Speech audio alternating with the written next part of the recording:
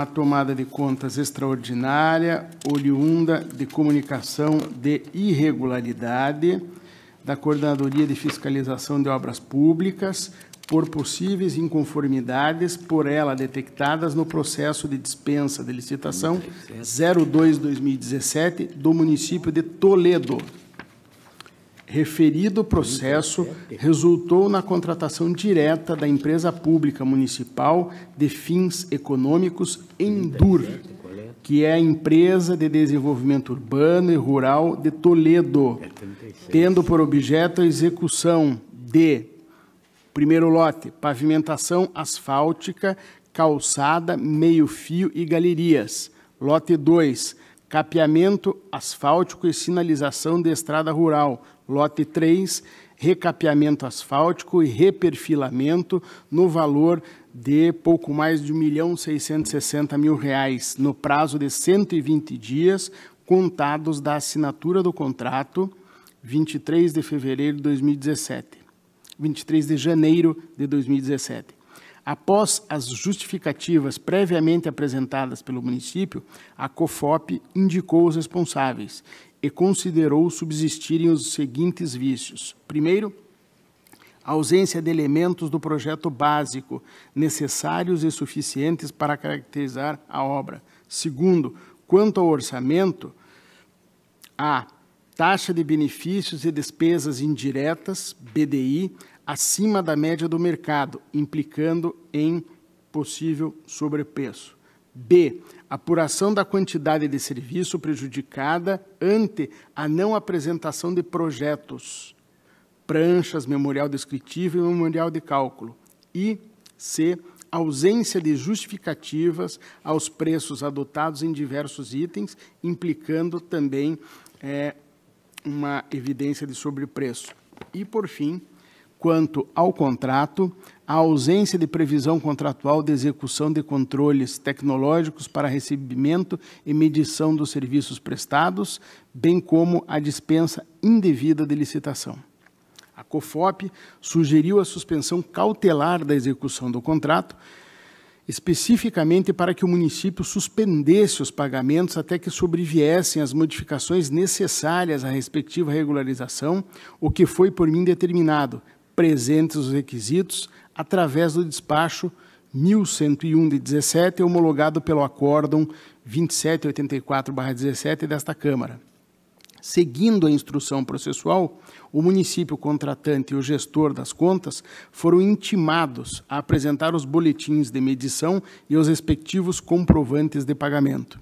Em instrução de mérito conclusiva, peça 79, a COFOP sugeriu que se determine ao município de Toledo 3 especificações.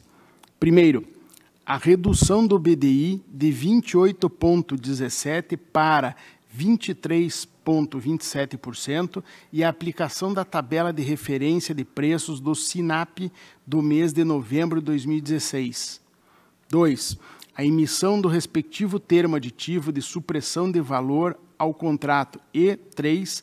A proibição de contratação de obras e serviços de engenharia por dispensa de licitação junto à Empresa de Desenvolvimento Urbano e Rural de Toledo, Endur, por ser uma empresa pública que exerce uma atividade econômica e, portanto, submetida ao regime de direito privado. Por fim, aderindo ao posicionamento técnico, o Ministério Público de Contas se posicionou pela procedência desta tomada, sem prejuízo às determinações sugeridas pela COFOP.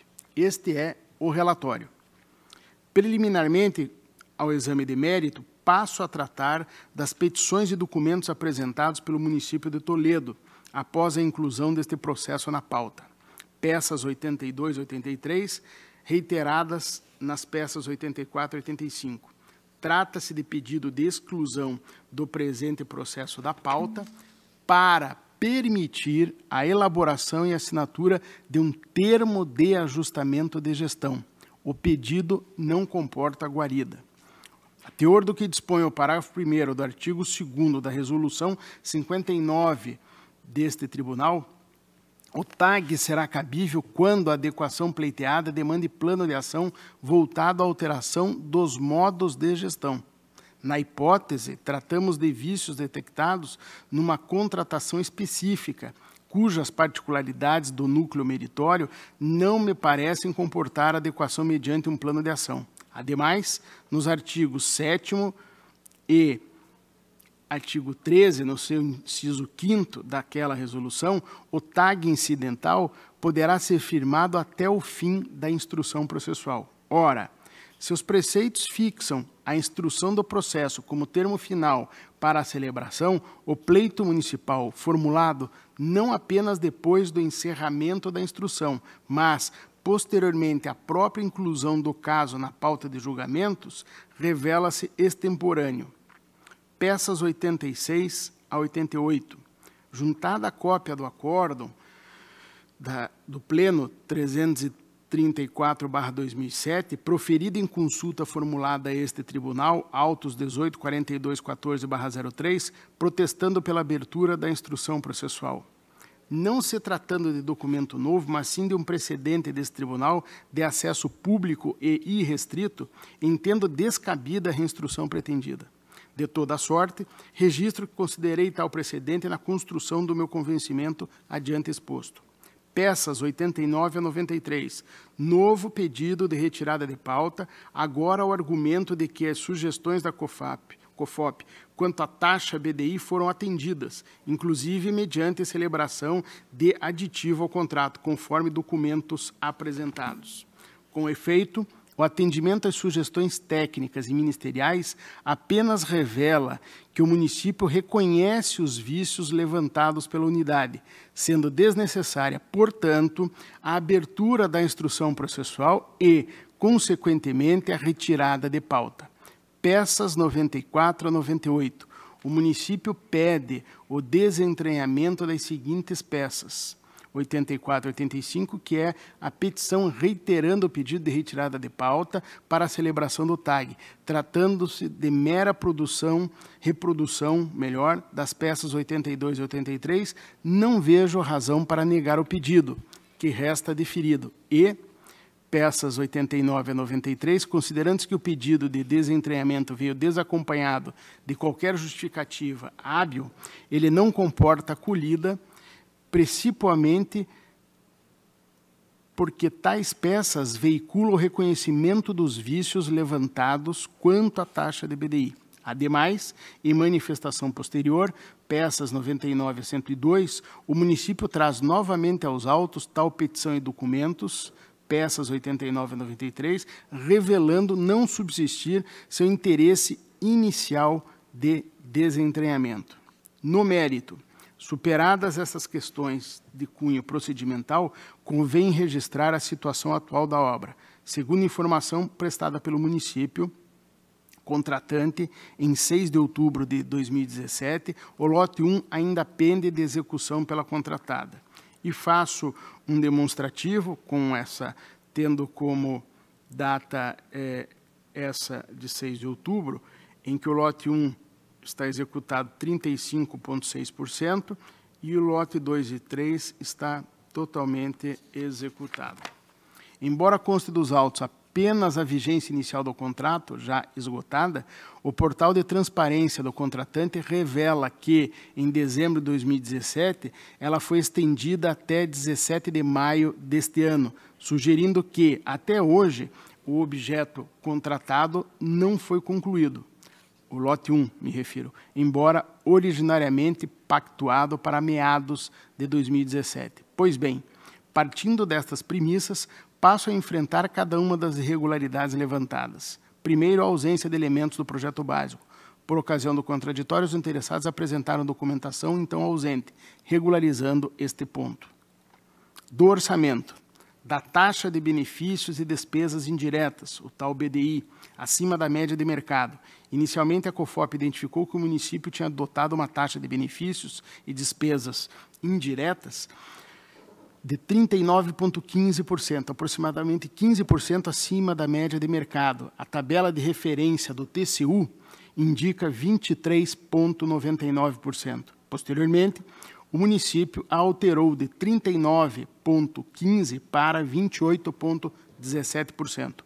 A despeito disso, A unidade técnica pondera que a taxa BDI ainda estaria acima do percentual correto, pois as alíquotas 10,11% e 5,74% lançadas a título de administração central, AC, e de margem de contribuição, M, estariam em desacordo com os valores apurados e demonstrados pela própria contratada, que seriam 7,89% e 4,98%, respectivamente.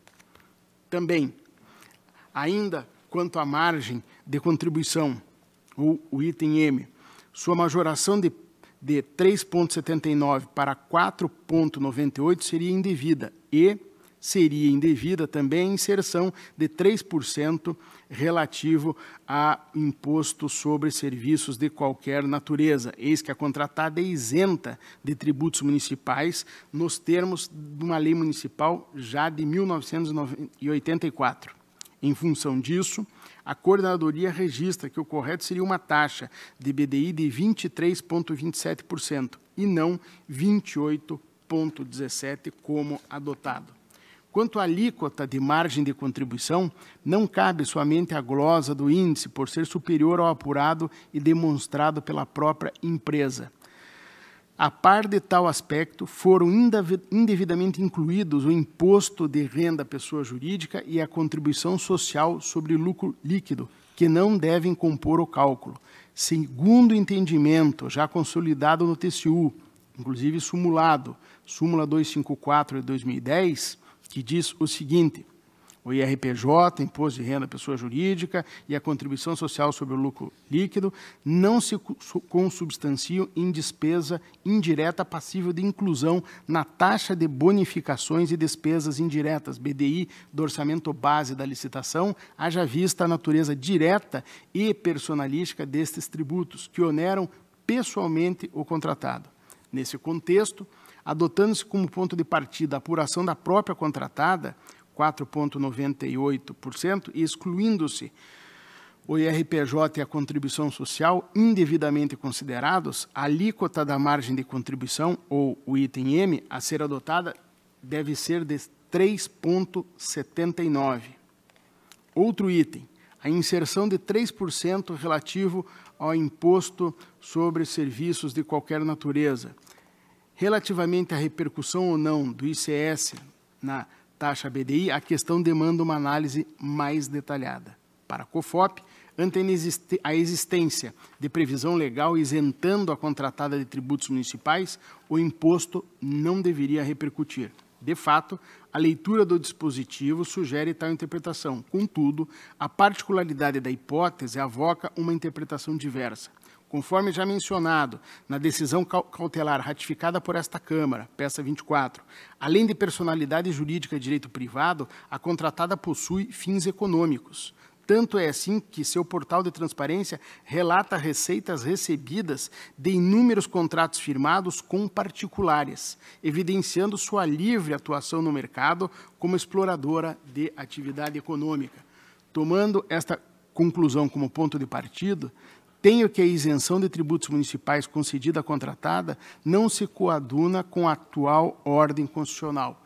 Isso porque, nos exatos termos do parágrafo 2º do artigo 173 da Constituição, as empresas públicas e as sociedades de economia mista não poderão gozar de privilégios fiscais não extensivos às do setor privado.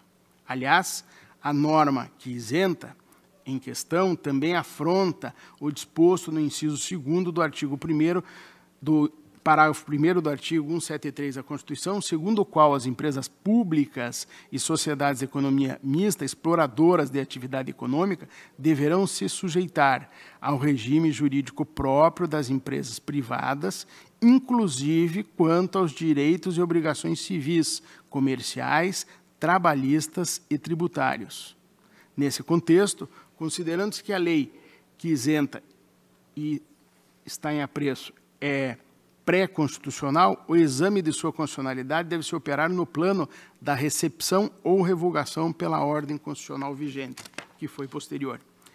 Tenho que a segunda parte do artigo 5º da Lei Municipal 1199, de 21 de novembro de 84, ao estabelecer que os bens, rendas e serviços da contratada estão isentos dos impostos municipais ou dos tributos municipais, não foi recepcionada pela ordem constitucional que passou a vigorar ou a ordenar a partir de 1988, estando, portanto, revogada. Não bastasse sua revogação pela não recepção constitucional, tal isenção foi textualmente revogada pelo Código Tributário Municipal.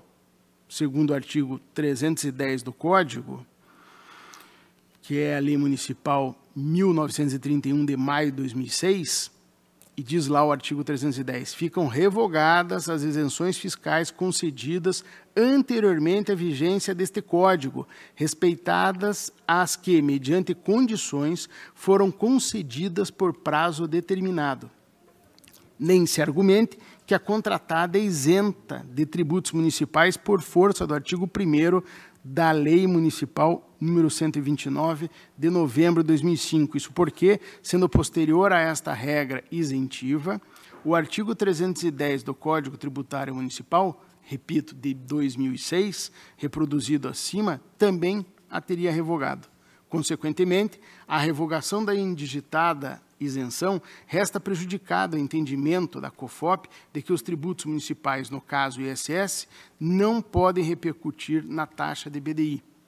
Em outras palavras, não havendo que se falar em isenção de tributos à contratada, a inserção da alíquota de 3% a título de ISS-QN na composição do BDI não comporta censura.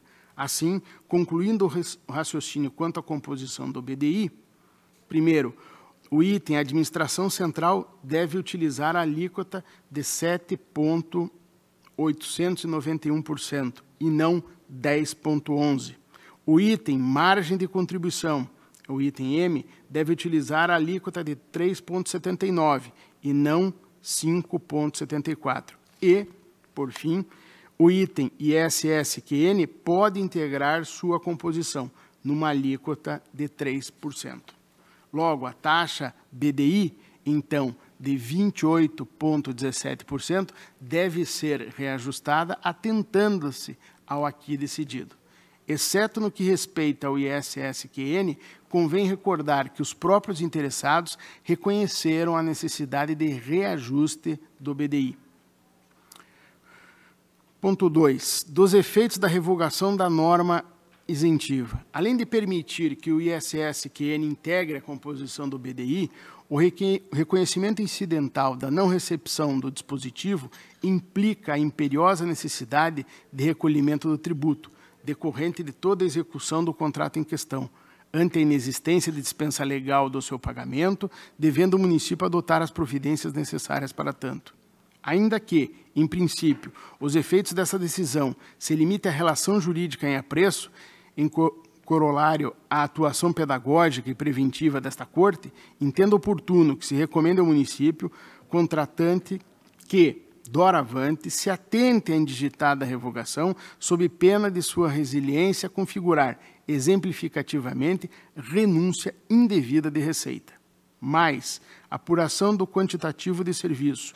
Por ocasião do contraditório, os interessados apresentaram a documentação então ausente. Analisando-a, a unidade técnica concluiu, peça 79, que o quantitativo está compatível com os valores utilizados na composição da planilha orçamentária, revelando a regularidade do ponto, posição que corroboro.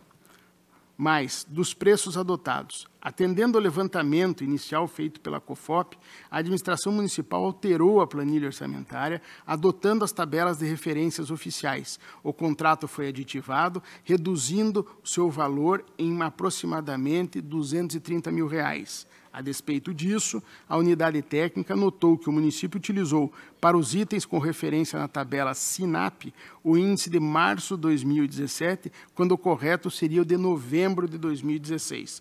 Tal situação ocasionou uma diferença maior de sobrepreço, portanto, de R$ 53.400. Pois bem, Inexistindo qualquer justificativa que abone a adoção da referência de março de 2017, tampouco qualquer impugnação àquela sugerida pela unidade técnica, novembro de 16, a adoção desta última deve prevalecer, principalmente por ser contemporâneas planilhas que ensejaram a contratação em exame.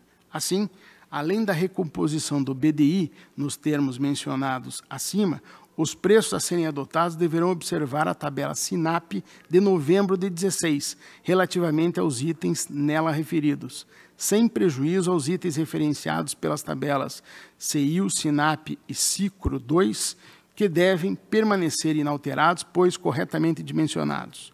O saneamento da questão deve se operar mediante aditivo contratual, cujos efeitos devem compreender toda a vigência e execução contratual do contrato, e quanto à ausência de previsão contratual de execução de controles tecnológicos para recebimento e medição dos serviços prestados.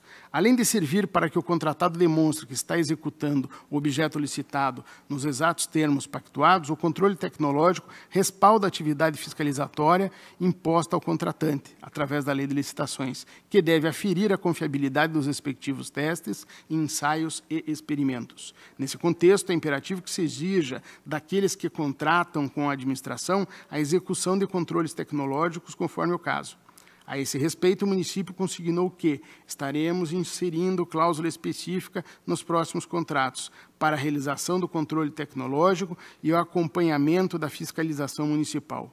Pois bem, considerando-se que o contrato ainda está em vigor e que a execução do seu objeto está pendente, a exigência em questão deve ser observada pelo município não apenas nas contratações futuras, mas também na avença aqui debatida, mediante aditivo a ser celebrado de imediato. Quanto à dispensa indevida de licitação, segundo a Lei Municipal de novembro de 84 e o Estatuto da Contratada, além de personalidade jurídica de direito privado, ela possui fins econômicos, revelando que sua contratação deve se sujeitar ao regime jurídico das empresas privadas. Segundo o próprio Estatuto da Contratada, no artigo 4º, a Endur destina-se a executar obras e serviços de engenharia para particulares, estipulando tabela de preços para a sua realização ad referendo do prefeito municipal.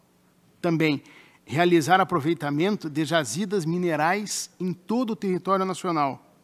E, para a consecução de seus fins, a Endur poderá desenvolver atividades econômicas tais como celebrar convênios e contratos com entidades públicas e particulares, mediante autorização ou aprovação legislativas. Nesse particular, embora o contratante tenha argumentado que, durante toda a sua existência, a contratada atendeu única e exclusivamente a demanda de serviços e produtos daquele município, o portal de transparência da contratada apresenta um relatório de receitas recebidas de inúmeros outros contratantes. É o que tem. Inclusive, esse mês de fevereiro desse ano, recebeu mais de R$57 mil em contratos firmados com particulares. A ratificar esta conclusão, o inciso 5º do artigo 2º da Lei Municipal, que instituiu a contratada, previu expressamente que, dentre outras coisas, ela se destina a executar obras e serviços para particulares. Ademais, o próprio contratante e instituidor da contratada reconhece que ela, contratada, atua no mercado explorando a atividade econômica. Segundo ele, município, quando suas contratações com a indigitada empresa pública estão em baixa, ela conta com uma autorização estatutária para buscar receitas extras. A participação da contratada no mercado econômico já bastaria para descaracterizar a possibilidade de contratação pela via da dispensa. E trago, inclusive, a orientação normativa da Advocacia Geral da União, em que afirma esse meu entendimento, e também no âmbito do TCU, esse entendimento, através de um acórdão de 2009, o 6.931, relator ministro Walton Alencar. Nem se argumente também que a posição de óbice, a contratação direta e a dispensa tributária colocaria em risco a continuidade da contratada. O próprio professor, trago a doutrina do professor Marçal, que vou lhes poupar a leitura, porque Vossas Excelências já são consumidores habituais deste doutrinador. Aliás, o argumento dos interessados é que essa contratação direta estaria em consonância com precedentes desta Corte e do TCU não procede. Além de tratarem de questão diversa, os casos que foram trazidos pelo município, contratação direta de instituição financeira oficial, que não é o caso, os paradigmas foram inequívocos quanto à vantajosidade da contratação para a administração. No caso em exame, além do objeto contratado ser outro, obras de engenharia, não houve vantajosidade para a administração. Na verdade, caso subsistissem os termos inicialmente contratados, o erário experimentaria um considerável prejuízo. Tanto é assim que, em sua instrução conclusiva, a COFOP destaca que, a não ser pela intervenção fiscalizatória desse tribunal, a contratação em voga teria implicado em um prejuízo de aproximadamente R$350 mil aos cofres municipais, o que corresponde a 21% do valor inicialmente contratado. Outro motivo que afasta a alegada vantajosidade é o fato de que, embora a obra tenha sido inicialmente pactuada para meados de 17, até então ela não foi concluída. Não convence, portanto, o argumento do município de que a vantajosidade estaria na qualidade do trabalho prestado e na agilidade da contratação. Ora, a qualidade do trabalho deve ser exigida e esperada de todo e qualquer prestador de serviços e a agilidade de uma contratação direta não justifica o desapego à Constituição. Também não procede o argumento de que a contratação direta da Indur seria legítima porquanto decorrente de uma contratação simultânea pelo município e pelos munícipes beneficiados, numa espécie de parceria asfáltica. Primeiro porque, nos termos do próprio instrumento contratual, peça 5, a contratação em questão foi celebrada exclusiva e diretamente entre o município e a empresa municipal. Segundo porque, a prevalecer a situação pretendida, estaríamos a convalidar uma burla ao sistema de contribuição de melhoria estabelecido na Constituição. Aliás, um sistema muito mal usado pelo gestor público atualmente.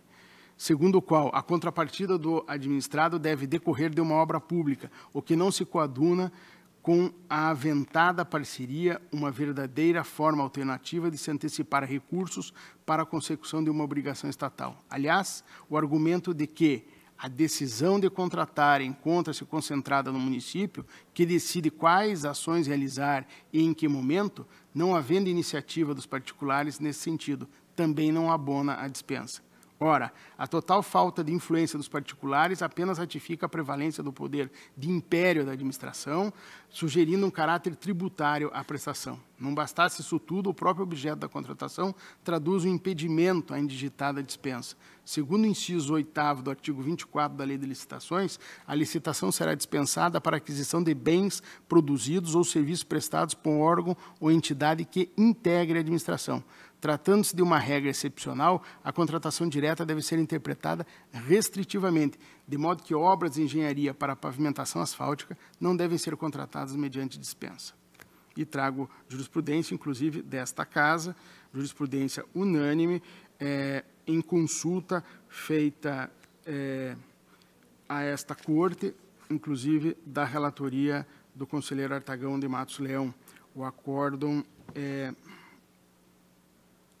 da consulta eu transcrevo aqui no meu voto. A consulta foi 18.4214/03, o acórdão 334 de 2007.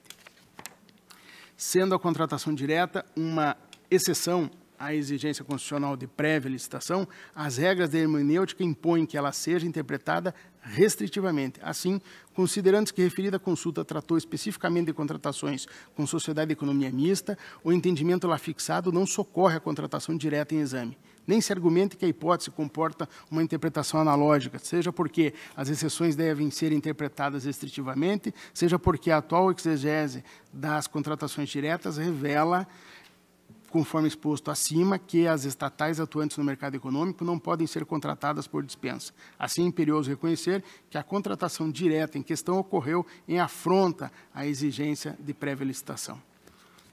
Mas, a medida cautelar. A despeito de todos os vícios detectados, a contratada tem o direito de receber pelos serviços prestados, sob pena de haver enriquecimento sem causa do município. Assim, considerando-se que, em razão dos recursos cabíveis, o julgamento definitivo do mérito pode se prorrogar por tempo indeterminado, entendo oportuno que este colegiado module os efeitos da cautelar inicialmente concedida, que suspendeu o pagamento da contratada, de modo a adaptá-la à solução meritória ora proposta. Nesse contexto, além dos pontos já decididos acima, outra questão deve ser considerada nesta oportunidade. Trata-se do atraso na execução das obras. Conforme já mencionado, embora conste dos autos apenas a vigência inicial do contrato, esgotada em 22 de julho do ano passado, o portal de transparência do contratante revela que, em dezembro de 2017, ela foi estendida até 17 de maio deste ano, como já relatei, sugerindo que até hoje o objeto contratado não foi concluído, ou, mais especificamente, o lote 1, não obstante originariamente pactuado para meados de 17. Nem se argumente que a inexecução decorre de uma interpretação equivocada da cautelar aqui concedida, de que ela teria suspendido a execução das obras.